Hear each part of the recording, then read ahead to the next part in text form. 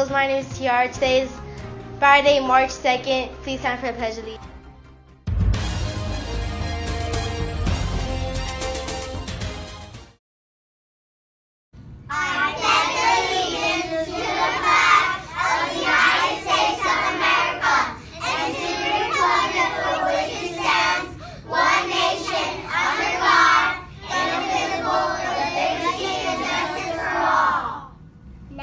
Pledge to the Texas flag.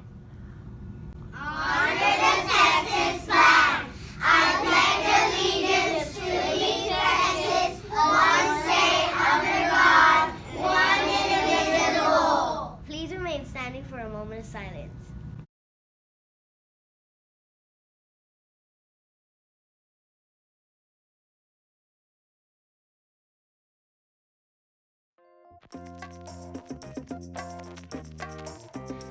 Hey guys, I'm back. My name is Julio.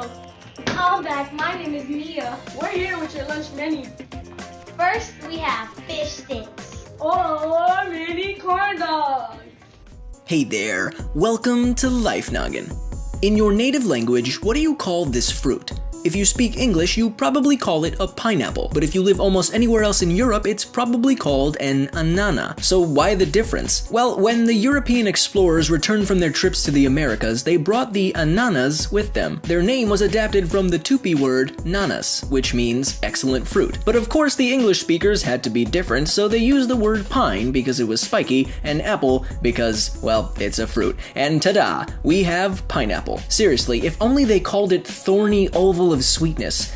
Let's petition to get it called that instead. Come on, let's do it. And you know what's nice about this fruit? It's pretty cheap. In fact, you might even say it cost a dime a dozen. This phrase started being used in the 1800s when foods like eggs and fruits were literally sold by the dozen for one shiny US dime. If only that were the same today. Now, if you're from the United Kingdom, you may be familiar with the similar phrase, cheap as chips. Chips, or French fries if you're an American, are incredibly common, cheap, and sold at nearly every fast food restaurant, and I wish I could swim in a pool of them. That would be really greasy, I just realized, but also delicious. So anything that costs next to nothing was related back to these popular potatoes. And now for a little change of pace. Let's imagine that you're interested in someone and need to do something to break the ice. Thankfully, no ice actually needs to be broken, unless that's what you guys are doing on the date, but the awkward silence definitely should be. Most people think that breaking the ice originates from the 18th century steam-powered ships called icebreakers that sailed in the polar regions of the Earth and, you know, broke through some ice. But actually, this phrase dates back as far as 1579, and Shakespeare even used it in his play, The Taming of the Shrew. Oh hey look!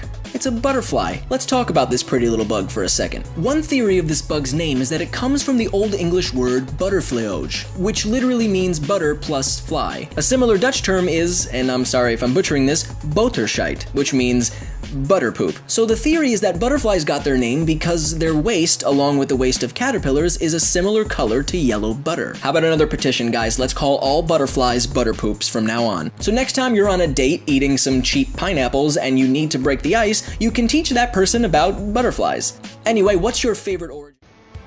That's it for the day, Douglas Eagles. So, bye!